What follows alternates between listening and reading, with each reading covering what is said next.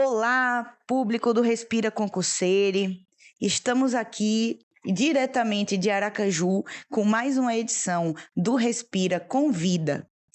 Primeiro, vocês devem ter notado que o podcast andou nas páginas policiais porque estava mesmo desaparecido. A correria da vida nos tomou um tanto de tempo, porém, voltamos agora por cima com um Respira Convida especial. Hoje nós vamos receber Robson Guidice, que está lá no Instagram, @Robson Guidice, que se escreve assim. Vou soletrar, espero que o editor agora coloque a voz do Luciano Huck no quadro Soletrando. Soletre corretamente a palavra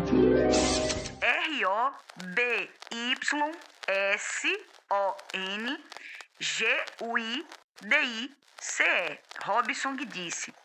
Ele é instrutor no formato Braille, ele é advogado, ele é coach de vida, coach de verdade, e agora está fazendo curso de rádio e TV e também está apresentando o programa na rádio Jubileu FM, que pode ser encontrado inclusive na internet, toda quarta-feira, das 19 às 20 horas. Para além disso, Robson é meu amigo da época da faculdade, inclusive foi a primeira pessoa que eu encontrei na UFES. Passamos aí várias aventuras juntos na Universidade Federal de Sergipe. Já proporcionei a Robson vários tropeços, várias quase quedas. E é isso, Robson. Muito obrigado por ter comparecido. E já quero começar lhe pedindo para você mesmo se apresentar, você mesmo, enfim, explicar um pouco de quem é você. Olá, ouvintes. Um prazer estar aqui e obrigado a você, Liz, pelo convite para a gente trocar uma ideia, compartilhar um pouco as nossas experiências. E como você já adiantou, meu nome é Robson. Atualmente tenho essas funções ou exerço essas funções profissionais. Tenho uma deficiência, né, visual, que não é de nascença, ela foi adquirida ainda na adolescência. Foi um período diferente, né, que se abriu diante de mim, mas na sequência a gente trata um pouco mais, ou detalha um pouco mais essa experiência. Mas inicialmente eu quero agradecer o convite e a minha expectativa é contribuir e também receber contribuições nesse nosso bate-papo. Valeu, Robson. E eu vou fazer algumas perguntas, mas eu já explico o seguinte. A conversa com Robson sobre essas expectativas da vida, sobre o que a gente entende como fracasso, como sucesso, foi uma conversa que surgiu mesmo antes da ideia de fazer um podcast em si. Porque, enfim, a história de Robson, ela já suscita esse tipo de reflexão.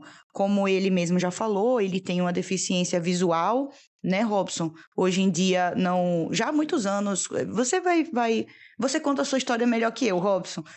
Então, eu vou te pedir para brevemente contar a sua história e depois eu vou te fazer algumas provocações, alguns comentários, porque eu acho que para as pessoas entenderem, além do seu currículo aqui, objetivamente falando, mas a pertinência temática das suas reflexões, eu acho que vale a pena você mesmo, em uma, enfim, apertada síntese, comentar a sua história. Olha só, a minha história, ou a alteração da minha história, ela ocorre exatamente quando eu estava com 15 anos de idade, através de um acidente doméstico. Eu, brincando, me machuquei, e um desses machucados atingiu o meu olho esquerdo. No intervalo de 30 dias eu havia perdido a visão do meu olho esquerdo, e posteriormente a infecção passou a afetar o olho direito. Dentro de um intervalo de tempo de 6 meses, aproximadamente, eu perdi totalmente a visão. E aí deu-se início a uma nova saga na vida. Todo o chão desapareceu, toda a perspectiva ou expectativa de futuro desapareceu, foi junto com a visão. Passei um tempo muito longo apenas no ambiente da família. Em termos numéricos, foram 10 anos. Isolado. Totalmente. Isolado, né? Totalmente isolado. Desfrutando apenas da companhia da família. Aos 25 anos, retomei, então, através de um convite de uma amiga da família, a voltar a estudar. Então, retomei minha vida de estudante, no caso, para estudar o sistema Braille, até porque até então eu era um semi-analfabeto, aos 25 anos de idade. Você tinha parado os estudos formais? Sim, 9, 10 anos. 9, 10 anos. Isso, eu havia me afastado. Então, escrevia e lia um tanto mal, né, Robson, nessa época? Sim, totalmente. E aí, é tanto que tive que me submeter a um reaprendizado. Sim. Não apenas no sistema Braille, mas na própria língua portuguesa, Sim. a questão gramatical. Só que, é tanto que quando eu voltei para o ensino regular, o ensino formal, eu fui fazer um supletivo para entrar a partir da 5ª série. Eu não sabia dessa parte, Robson. Você fez um supletivo com 25 anos para entrar, para cursar a partir da 5ª série, né? Hoje acho que chama de 6º ano, não é isso? Isso, exatamente. Veja, o cara com 25 anos, beirando 26, e aí fez um processo acelerado, né? Concluí o primeiro grau, né? Ali, o inicial, e encarei o ensino médio. Ou seja, eu concluí em 33 anos o ensino médio. Foi. Ou seja, dos 25 aos 33 para terminar a escola. Isso, exatamente. Beleza. Para ter alguma condição de ingressar na universidade. Foi quando eu prestei vestibular pela primeira vez na Universidade Federal de Sergipe. Fiquei como primeiro excedente para o curso de Direito que eu havia escolhido. Voltei a estudar no curso preparatório para tentar no ano seguinte, o vestibular seguinte. Porque na época ainda não era a modalidade Enem. Isso. Era um modelo tradicional, né? Gostei, Robson, que você agora revelou que nós somos já um pouco antigos, né? Não, é que o tempo passa depressa e as mudanças também. Ou seja, só o ensino médio já mudou tantas vezes lá para cá, então, relativa essa questão da... A gente é do Velho Testamento, né? Ou seja, a página em branco entre o velho e o novo. E aí, ingressei na universidade em 2011, né? Vestibular de 2011, iniciando o curso em 2012, concluindo a graduação em 2017, prestando o exame de ordem também em 2017, em julho de 2017, na primeira fase, e setembro, a segunda fase.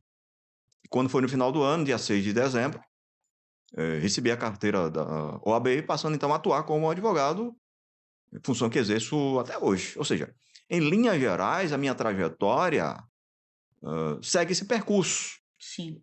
De maneira solitária, não. A família sempre ali, ao lado, presente. Sim. E novas pessoas que foram se apresentando no meu caminho e estendendo a mão para que pudesse retomar a minha trajetória, o meu caminho. E já um pouco mais à frente, entre essas dezenas de pessoas, está você, Liz, que facilitou a minha vida lá dentro da própria universidade. Não apenas no aspecto acadêmico, né, de conteúdo, mas também no sentido da locomoção dentro dos espaços. Ou seja, de maneira sintética ou maneira resumida, a minha biografia ela segue esse desenho, ela tem esse desenho. Robson foi muito generoso, pessoal, falando que eu ajudei ele na locomoção, porque eu lembro perfeitamente que eu mesma, um pouco desastrada, tropeçava tanto. Uma vez, sem querer, eu e Robson nos batemos numa lixeira, não sei se você vai lembrar, Robson, que o próprio Robson falou que eu estava quase pior do que quem não enxergava, né? Ou seja, se a gente não tivesse vivido esse momento aí, a gente não estaria contando essa história. Não estaria rindo hoje. Porque são as emoções do percurso. Faz parte. Ô, Robson, aqui, o podcast, eu tive a ideia, assim, de trazer essa comunicação principalmente para quem estuda para concurso, mas que, na verdade, se aplica a todo tipo de estudo e, na verdade, também a todo tipo de... Enfim, da pessoa que tem um sonho no geral, né? Quando a gente estuda, especialmente quando estuda para concurso, o que mais se pensa pelo menos partindo da minha experiência pessoal, o pensamento, a reflexão quase que diária era sobre a possibilidade de desistir. E eu queria que você, não só com a sua experiência de vida, porque, na verdade, além da sua substância de vida, você também fez uma preparação formal sobre o tema. E eu queria que você comentasse um pouco sobre essa tentação praticamente diária que é a desistência.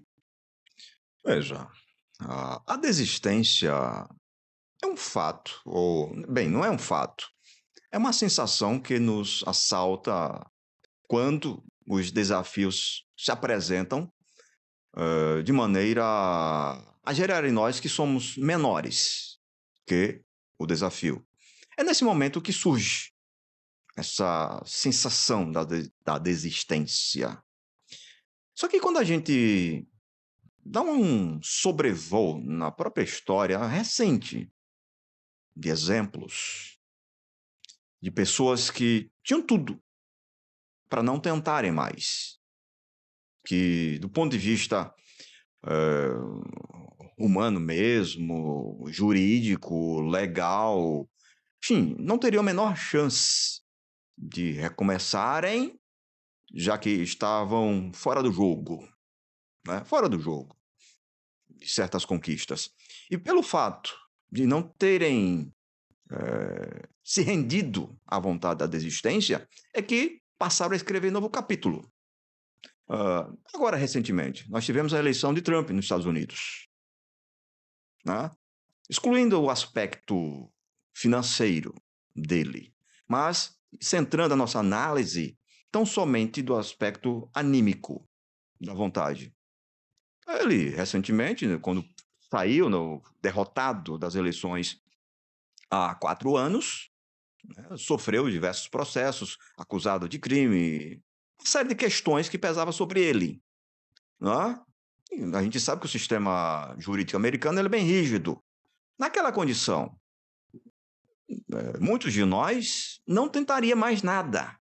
Não tentaria. Já estava com a vida resolvida em outros aspectos, mas mesmo tendo diante de si um problema daquele tamanho, diante da lei, do sistema jurídico, nem assim ele pensou em desistir. Ou pelo menos não se rendeu à sensação. Pelo contrário, recobrou forças, né? Buscou alternativas e agora, no final de semana último, conseguiu a eleição, o seu segundo mandato. Outro exemplo recente que a gente também tem, é o nosso atual presidente da República.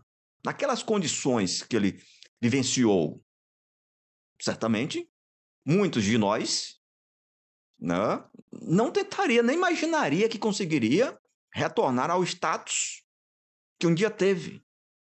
Mas a convicção de que o impossível, ele pode sim deixar de ser impossível.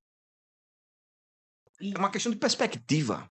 E aí, quando a gente passa a enxergar além do impossível, a gente consegue enxergar ou identificar espaços para evoluir, ou retomar o caminho, ou reencontrar a rota para além da desistência. Que eu sempre tenho uma filosofia, Liz, e ouvintes, que eu penso o seguinte: se eu desistir, né, se eu desistir, as coisas ficarem melhor para mim, né, ficarem melhor, então, isso que eu estou insistindo nesse ponto, ela não é tão boa quanto eu imagino. Então, é necessário ter essa mentalidade. Insistir, sim. Enquanto eu vejo sentido naquilo ali, que eu acredito na possibilidade da virada. Porque, honestamente, às vezes, a conquista depende mais de nós do que do nosso entorno. Sim. Interessante, Robson, porque eu fiz até umas anotações aqui, mas eu vou começar dessa última parte que você falou, porque isso, né, de você insistir, não pode ser uma insistência só por insistir, né? Você tem que fazer uma reflexão. Eu achei interessante que você comentou assim, se eu se eu for percebendo que a desistência vai tornar, assim, a minha vida melhor, né? Em outras palavras, então o nosso esforço, ele precisa vir acompanhado de uma reflexão. E eu ia te perguntar, você citou, eu achei bem interessante que você citou dois expoentes politicamente antagônicos, mas que os dois trazem o mesmo uma mesma demonstração assim de força, de resignação. Eu ia te perguntar se essa ambição no sentido bom, se essa garra, né? Essa gana de conseguir, se você, na sua opinião, é uma característica inata, que ou você tem ou você não tem, ou você é uma pessoa determinada ou você não é, ou se isso pode ser desenvolvido, aprendido, exercitado. Não, eu não acredito ser algo biológico. Não, não vejo desta forma. Eu penso que é uma característica trabalhada, construída. Construída. A partir de que ponto? Do ponto que a gente passa a olhar para a vida não como algo mesquinho, que a vida é escassa de oportunidades. Que aqui entre nós, eu não sou adepto da filosofia de que oportunidade é única. Boa reflexão. Eu não sou adepto dessa filosofia. Eu vejo a vida como algo generoso. A vida é generosa em oportunidades. Talvez o nosso maior desafio é identificar as oportunidades. Geralmente ficamos com a nossa visão tão focada em uma única oportunidade. Ignoramos as demais. Ah, cavalo selado só passa uma única vez. Gente, eu acho que é empobrecer a vida pensar desta forma. Boa reflexão, Robson. É a minha percepção, a minha filosofia, o que me carrega é esse tipo de mentalidade. Mentalidade. É. E isso, quando eu olho para a vida desta forma, me impede de desistir de algumas coisas. Ou seja, eu não me dou por vencido por completo. Sim, tudo bem. Eu posso abrir mão de algo por outro. Eu não ficarei no prejuízo. Eu atualizo o meu menu de opções, por assim dizer, de oportunidades. É uma questão de percepção. E eu gostei, Robson, isso que você falou, porque até em qualquer campo da vida, né? Mas assim, também nos estudos, fica parecendo que é o tudo ou nada. Ou você pega essa oportunidade, ou então sua vida acabou. E eu gostei que você falou que é você empobrecer demais a vida, porque aí quer dizer que problema a gente pode ter toda hora e dos mais variados, mas oportunidade é para nunca mais. Não faz nem sentido, né? Exatamente. É contraditório o discurso, ou a mentalidade. Muito. E fatal, né? Fatalista, assim, catastrófico, Sim, né? sim, sim. Que a gente, me parece, o nosso problema humano, que a gente somos reprodutores de falas prontas. Isso. A gente não questiona. Ah, é secular? Tudo bem. Mas pelo fato de ser secular, não merece uma provocação, uma contestação, um questionamento? Sim. Sim, até porque de tanto reproduzir essas falas prontas, a gente acaba acreditando nesse tipo de coisa, né? Sim. E isso, assim, uma coisa que eu ia te perguntar, Robson, você falou que é né, é empobrecer o discurso, achar que o cavalo selado só vai passar uma vez. E aí o cavalo pode passar, a gente pode tentar subir no cavalo e cair do cavalo, né? É uma possibilidade sempre possível. E aí eu ia te lançar a seguinte provocação sobre o fracasso, que eu sei que é um tema que você pesquisa, estuda, fala sobre isso, e que é um tema meio rechaçado, né? Parece que é um tabu na sociedade você falar de fracasso. E para quem estuda para concurso, e na verdade para quem pretende fazer qualquer coisa na vida, é um companheiro praticamente certo, o fracasso, né? Sim. E o que é que você tem a dizer sobre essa companhia do fracasso, Robson, e também como tirar proveito disso, como lidar com isso, né? Então, você utilizou uma palavra bem interessante, tirar proveito. Observe outra expressão, que ela é um tanto demonizada pelas pessoas, que é a expressão seguinte, oportunista. Geralmente, a gente rotula as pessoas que tiram proveito de situações de oportunistas, num sentido pejorativo. É feio, né? É feio. Mas me parece que deveria ser a especialidade de cada um de nós. Oportunista é saber aproveitar as oportunidades. Não é tirar vantagem em relação ao outro, tirando do outro. Mas ser oportunista, olha o termo dizendo, aproveitar as oportunidades que a vida oferece. No meu exemplo, no meu percurso, tudo bem, entrei numa instituição para estudar o sistema Braille. Surge então um convite para eu trabalhar nessa instituição, para cuidar do acervo Braille. Eu refleti rapidamente e aceitei o convite. Eu fui oportunista naquele momento. Sim. Eu tirei vantagem daquela situação. Ou seja, eu estou trabalhando nesse órgão desde 2007, porque eu identifiquei uma oportunidade que poderia agregar algum valor a mim. Então, eu aproveitei aquela oportunidade. E aí foram surgindo esse curso de rádio e TV que eu estou fazendo no Senac. Surgiu de novo uma oportunidade. Então, peraí, sempre quis isso aqui, não tive a chance. Agora surge, vou tirar proveito. Dentro do curso, surge o convite para o programa de rádio. Eu nunca imaginei, nunca esteve nos meus projetos ser apresentador de um programa de rádio. Não, mas de repente me surge o convite. O que eu faço? Vou tirar vantagem disso. Sim. O que virá como resultado benéfico? Não sei. Nem tudo a gente consegue mensurar ou antever. A gente vai fazendo o caminho. E dentro dessa trajetória, os fracassos ou as perdas, eu sempre vejo que a força está dentro do próprio fracasso. Há um livro que eu gosto muito, me foge o nome do autor, mas o título do livro é A Virtude do Fracasso.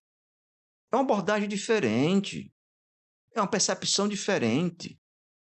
Sabe, eu acho que as coisas, eu sempre ensino para quem tem contato comigo, meus alunos, que tudo é uma questão de interpretação. Sim. Interpretação. Fracasso é dolorido? É. Não é algo prazeroso. É um momento de crise. Mas é um momento que pode me tirar uma expressão que eu gosto também. Algumas situações funcionam como a força da gravidade que nos arrasta, da estabilidade, do conformismo, da nossa zona de segurança. Sim. Está nos arrastando para vivenciar, experimentar outras situações. E o fracasso, me parece que ele também pode funcionar, olha a expressão que eu estou utilizando, pode funcionar como uma lei da gravidade para tirar a pessoa para outros ambientes. Vai depender de como eu interpreto. Sim. Porque fracasso, ele pode ser temporário ou permanente. Depende do trato que eu der para ele.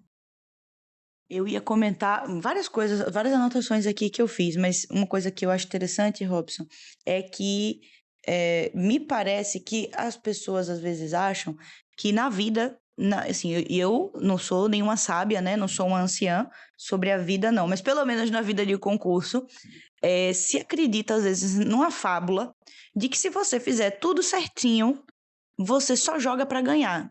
Só que às vezes você vai fazer tudo certinho e mesmo assim vai vir uma derrota, que é o fracasso, eventualmente uma reprovação. E também uma coisa que eu ia pedir para você comentar, porque eu achei interessante você comentando assim, falando, né? Que você vai vir um fracasso, você vai sofrer e tal. Porque me parece que há uma certa pressão social para você levar uma rasteira da vida, você passar por uma coisa ruim e fingir que tá tudo bem, uma positividade assim, não, gostei, uhul, que alegria. Mas não, perder é ruim. Assim, você pode tirar proveito disso, você pode aprender com isso, mas o sofrimento, ele vai vir, né? Não é, enfim, a vida não é um mar de rosas, né, Robson? Sem dúvida. É uma temática que eu tenho refletido recentemente, que é a seguinte, compartilho com você, Liz, e vocês que nos ouvem. As emoções, as sensações, elas têm um poder incrível de destruição. As emoções. Sim. Tantas pessoas que eu já conheci, inclusive, que perderam a vida por causa de emoções, né? As populares emoções negativas.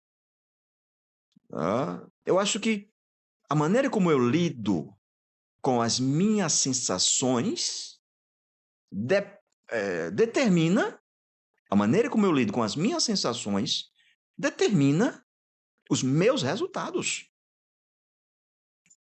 Determina o meu caminhar, ou o meu comportamento.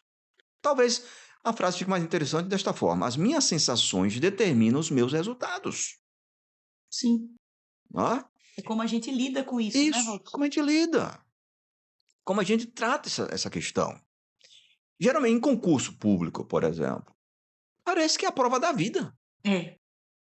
Gente, é apenas uma prova. É importante, tem algo por trás dela, a questão da aprovação? Sim, claro, mas naquele momento, eu, concurseiro, não tenho nada além do que uma prova na minha mão.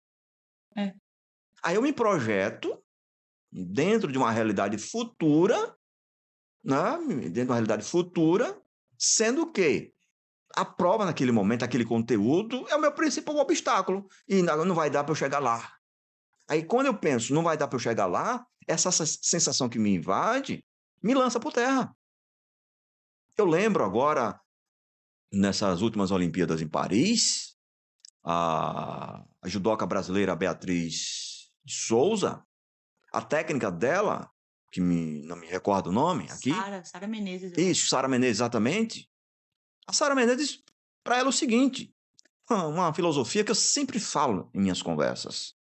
A Sara Menezes falou para a Beatriz: olha, encare a competição como um treino intenso e não como competição.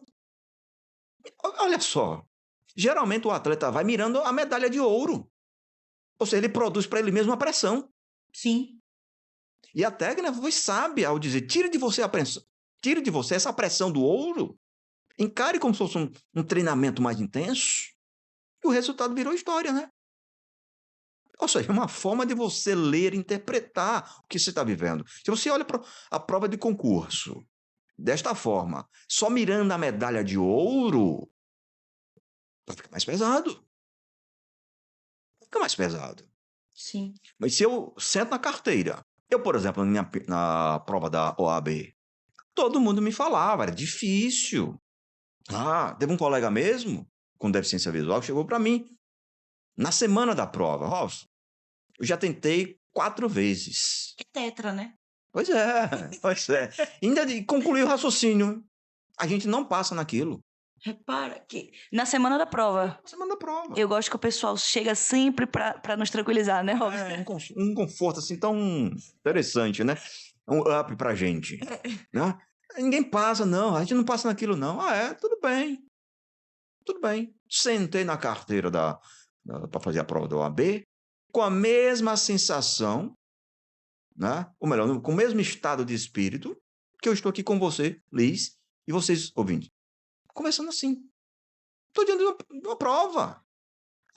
E se não der certo, se eu for reprovado? Tudo bem. Tudo bem. Tentarei a próxima.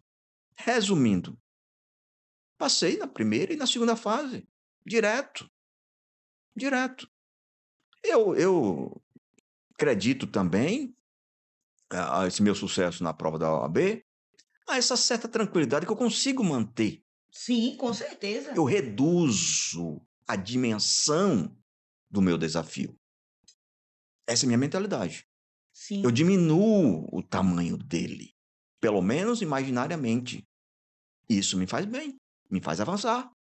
Eu tiro de mim a pressão.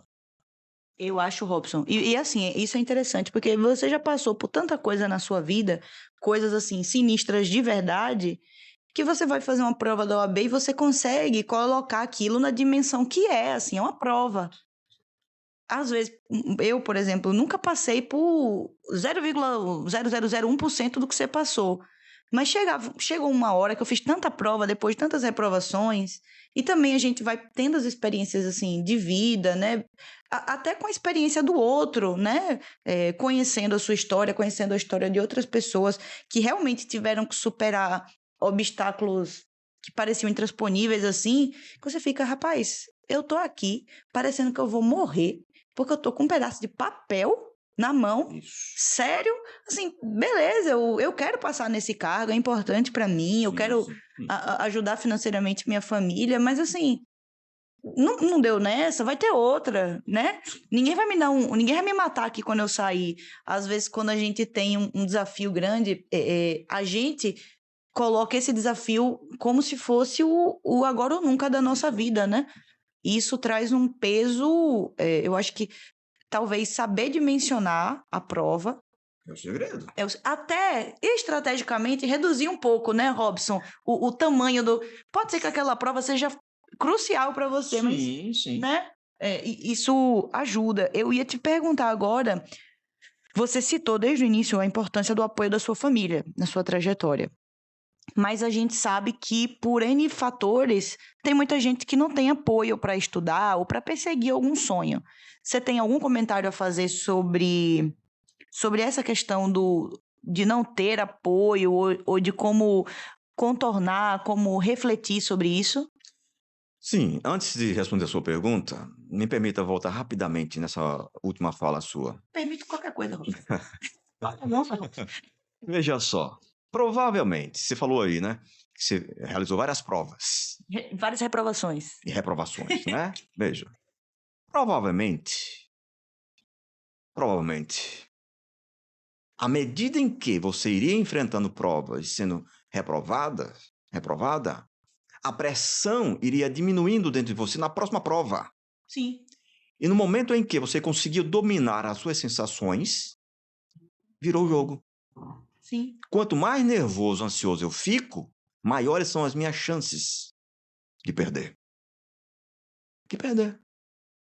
Eu acho que o grande lance é se acostumar, né? Ou se adaptar àquele ambiente, né, de desafios e lançar de si o máximo possível a pressão para longe. Eu acho que o lance é esse. Faz sentido, Robson. Eu até na última prova oral que eu fiz, eu já estava tão assim, eu já estava assim, homem, eu já me esbagacei tanto. Exato. Então eu tô aqui, eu vou fazer meu melhor, se der deu, se não der não deu. Beijos, galera. Exatamente. É isso que nos leva além. Ou seja, não é a pressão que está me movendo, mas sou eu que estou caminhando. Né? Dentro dessa questão do apoio, sim, família, importante, né? Questão afetiva.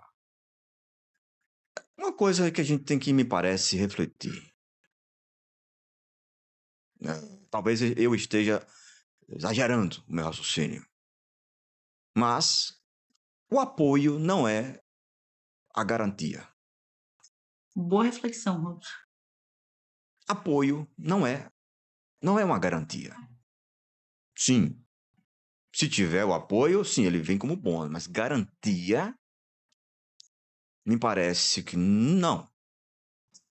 Parte do caminho, olha só, eu espero que a minha fala eu consiga ser claro no que eu quero dizer. Parte do caminho, a gente caminha só.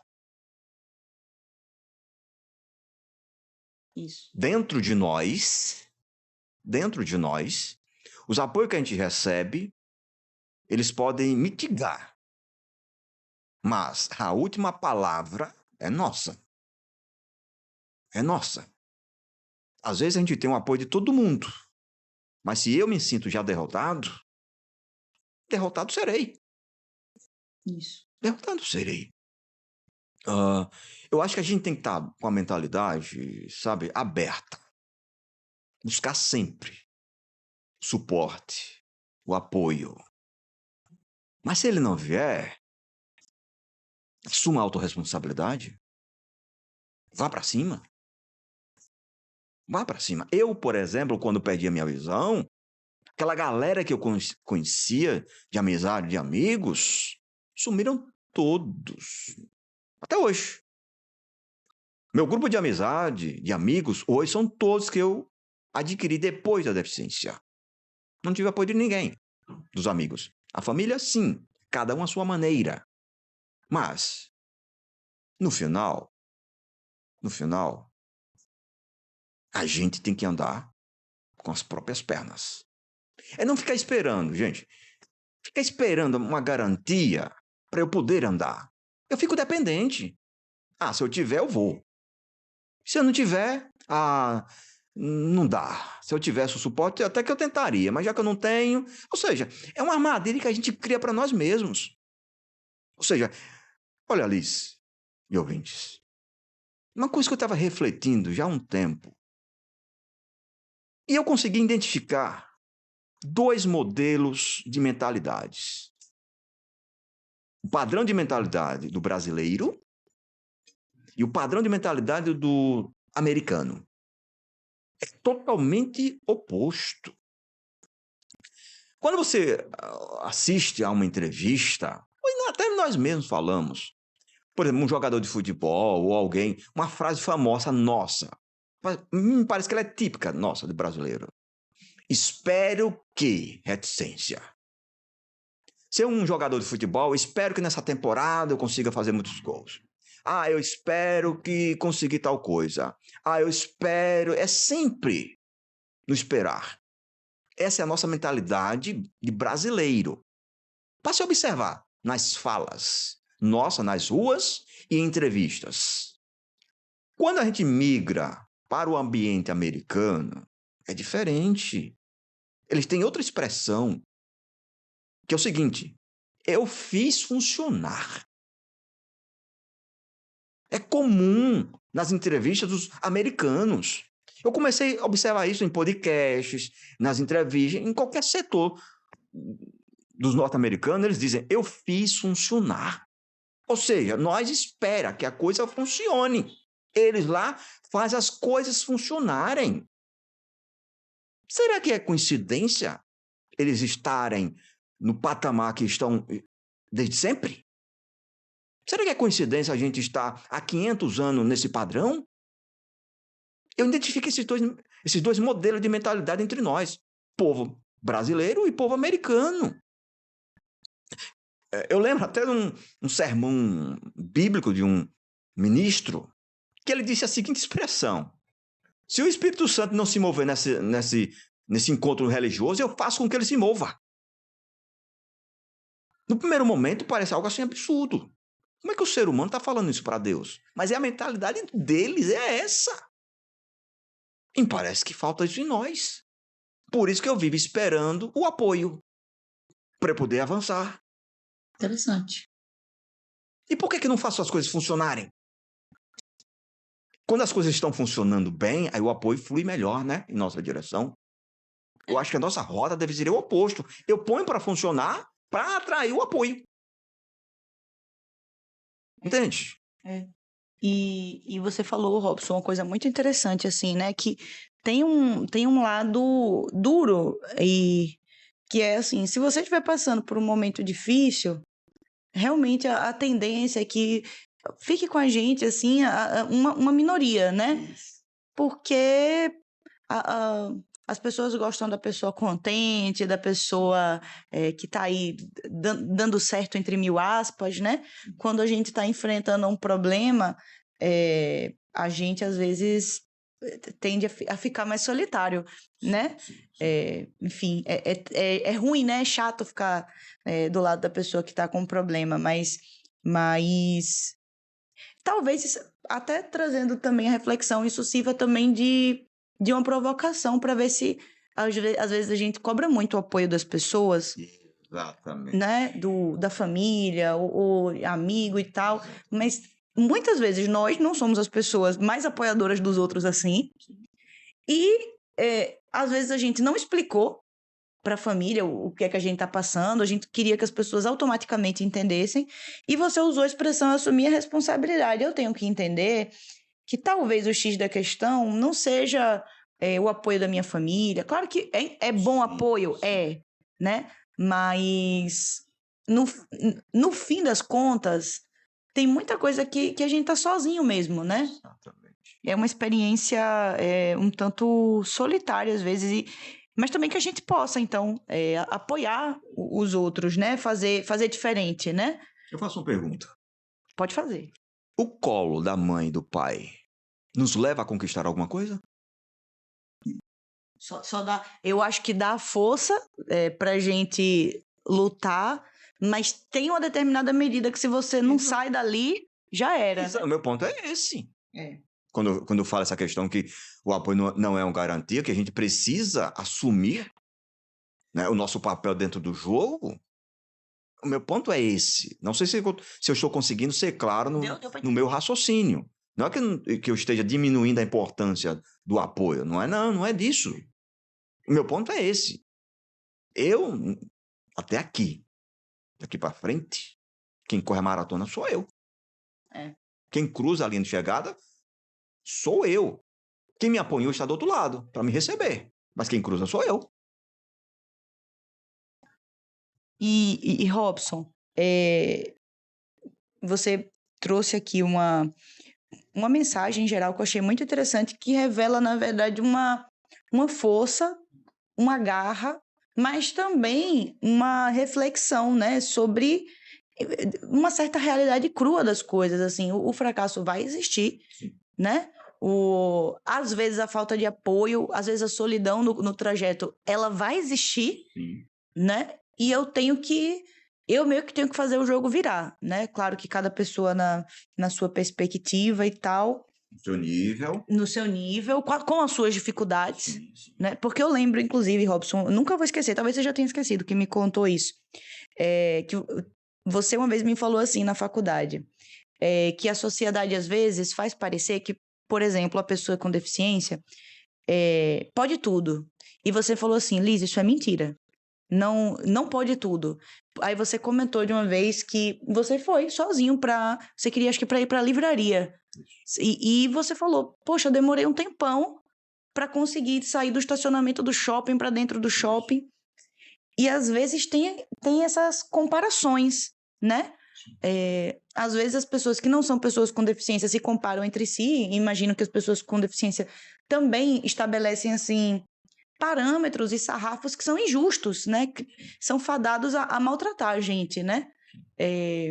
E principalmente agora voltado para as pessoas com deficiência, porque, inclusive, o concurso público também é uma pauta das pessoas com deficiência e os estudos em geral. Você mesmo lutou numa universidade. Eu fui testemunha de que nem sempre os caminhos foram feitos para facilitar a sua trajetória. Às vezes, pelo contrário, né, Robson? Nem sempre é o tapete. Não. Eu lembro de uma vez que passaram um trabalho de um filme em alemão. Exatamente. Teoria do Estado. Cara, foi forte ali, tá? Não, Robson, faça aí o trabalho, o filme em alemão. E Robson, bom, mas e eu vou poder ler as legendas? Não. Você escuta o áudio em alemão, né, Robson? E vale nota, né? E vale nota. Pra passar, né? Exatamente. E eu queria que você comentasse um pouco, então, sobre esses parâmetros. Porque não é a mesma coisa, né? Em qualquer campo da vida não é a mesma coisa. Uma coisa é você ter o privilégio de só estudar. Outra coisa, você, por exemplo, que sempre estudou, trabalhou. Outra coisa é a pessoa que vai sempre de carro para a universidade, enfim, para os compromissos. Eu queria que você desmistificasse um pouco essa fábula também, porque tem uma expressão agora, Robson, não sei se você viu aí nos TikTok da vida, que é assim, o dia tem as mesmas 24 horas para todo mundo. Só que uma coisa é eu ter 24 horas sendo herdeira, né, Robson? E outra coisa é eu tendo que trabalhar, e fica um pouco mais difícil. E aí eu queria que você desse uma comentada sobre os diferentes parâmetros e sobre esse mito aí de que é tudo... Que assim, que todo mundo pode tudo, né? Que é tudo igual para todo mundo. Pois é, eu sempre faço a pergunta. A pessoa que não tem nenhuma deficiência, ela é uma pessoa ilimitada? Não. Não. E por que a pessoa com deficiência não tem limites? Então, somos extra-humanos. Deixamos de nos enxergar como humanos.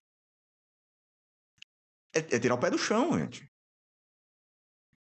Eu entendo o seguinte: cada pessoa tem seu nível de entendimento, seu nível de maturidade emocional. Cada pessoa. E aí, a maneira que essa pessoa lida com os desafios é que permite ela ir um pouco mais além. Mais além. Eu acho que essa ideia de que pode tudo, talvez fosse mais coerente dizer o seguinte, que o ser humano sempre pode ir um pouco mais além. Um pouco mais além. Né? Sim. Recentemente, em uma sala de aula, eu fiz uma provocação. Não que eu tenha uma verdade acabada sobre a questão, mas eu gosto de eu mesmo questionar algumas certas ideias do melhor, né? Eu fiz o meu melhor aqui, beleza. Vou fazer o meu melhor. Eu acho que, gente, quando eu estabeleço que eu vou fazer o meu melhor, eu não estaria estabelecendo um teto para mim mesmo? Boa reflexão. Estabelecendo, ó, eu só posso vir até aqui. Não sou capaz de dar um passo além disto aqui. E aí, quando eu provoco esse tipo de questionamento, eu encontro resistências. Eu prefiro dizer o seguinte: não seria mais interessante ou mais motivador falar o seguinte: eu vou ir um pouco mais além do que eu posso. Eu vou um pouco mais além do que eu posso. Ou seja, eu deixo em aberto. Eu não estabeleço um teto para mim. Se eu chegar lá, ótimo, cheguei. Mas se por alguma razão eu não chegar lá, eu estou, sabe, me extraindo de mim mais recursos para que eu produza ou atinja o meu objetivo, o meu alvo. O meu alvo. Quantas gente ouve pessoas que fazem concurso? Não, eu dei o meu melhor e não consegui, então isso não é para mim. Uhum. Não sou capaz. Não sou capaz. Gente, esta expressão, a capacidade, ela não é fixa. Isso. Capacidade não é fixa. Eu vejo a capacidade como algo elástico. Se a capacidade humana fosse fixa, um ser humano não teria mais de uma habilidade. A gente tava lascado, né, Robson? Exatamente, literalmente. De banda a banda sem super bônus para... né? Eu acho que se a capacidade nossa humana ela é elástica, então eu sempre posso um pouco mais. Então não existe um teto. Eu sou ilimitado, fazer tudo? Não, mas dentro da minha condição humana, eu posso mergulhar um pouco mais, extrair um pouco mais. Perdendo aqui, aprendendo ali, conquistando lá. Mas sempre com essa percepção de que a minha capacidade ela é elástica. Isso. Uma coisa, Robson, interessante. Até pegando aí o exemplo da OAB que você comentou. Quando a gente fala assim, poxa, eu dei o meu melhor e mesmo assim não fui capaz, então não é pra mim. E aí, quando você comentou que o seu colega falou assim, ó, eu já fiz 4 vezes e a gente, ou seja, ainda te incluiu, Sim. a gente não passa nisso. Quando você vê um desafio, você não consegue. Porque, por exemplo, o Brasil é um dos países com maior número de advogados, o que significa que muitas pessoas estão passando na OAB. Exato.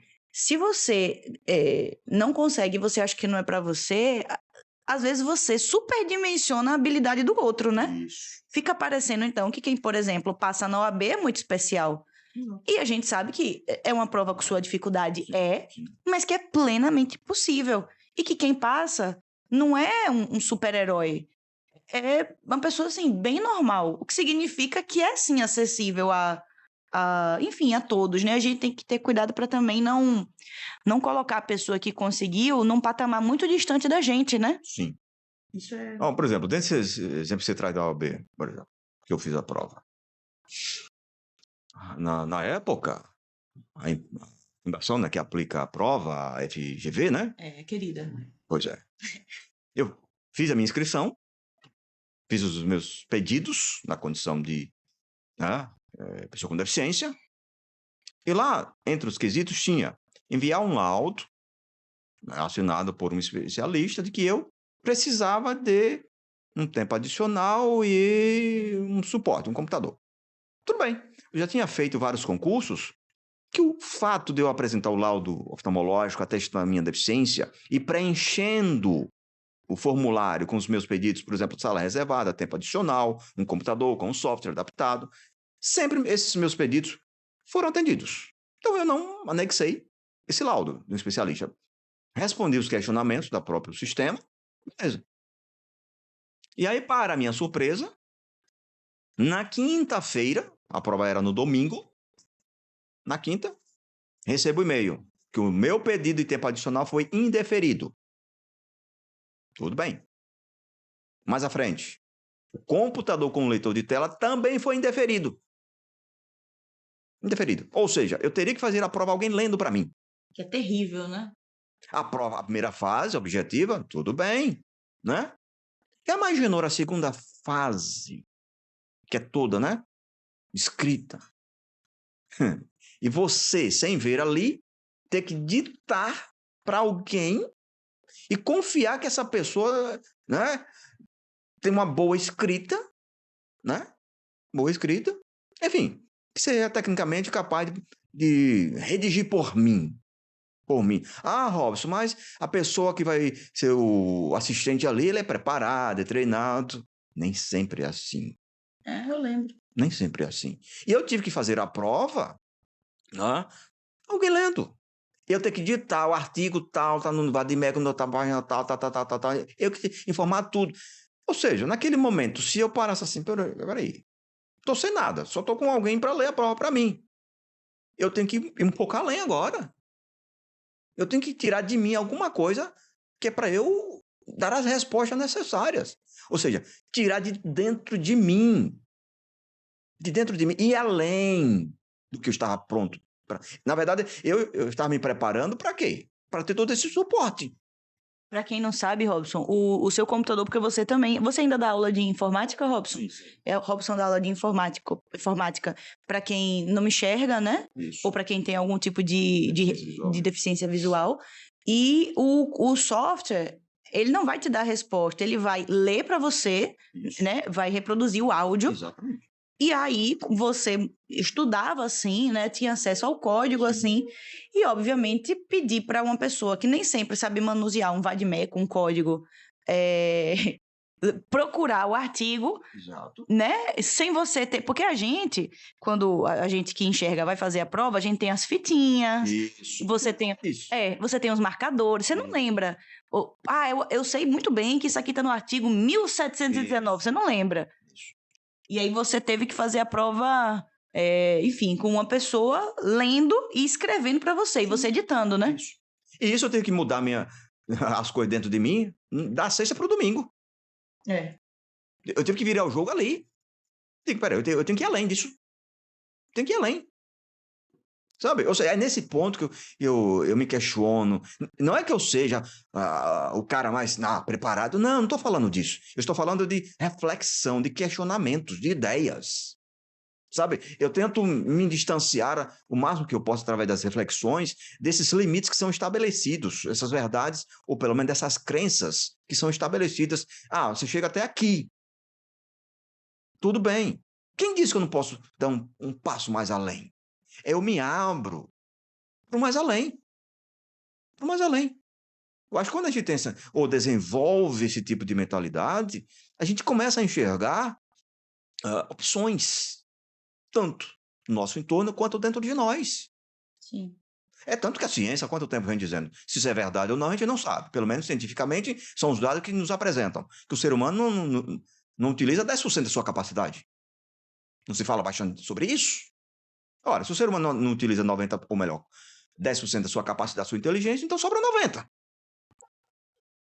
Já temos 90% disponível. Por que não explorar um pouco mais? E outra coisa, quando eu falo essa questão do melhor, o melhor é para quem? É subjetivo. É para mim. O meu melhor não. Os eles podem olhar assim, não, eu não vejo como o melhor.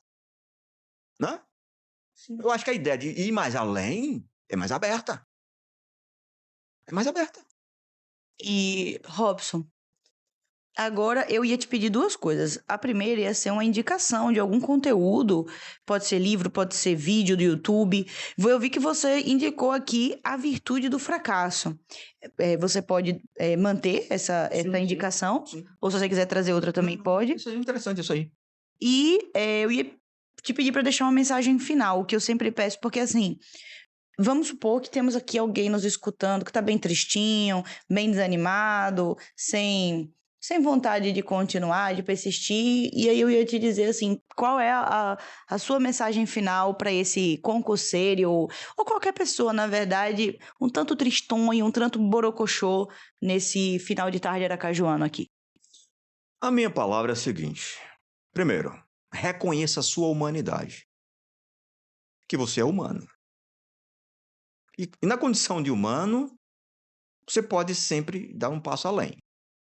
2, não estabeleça limites estáticos para você.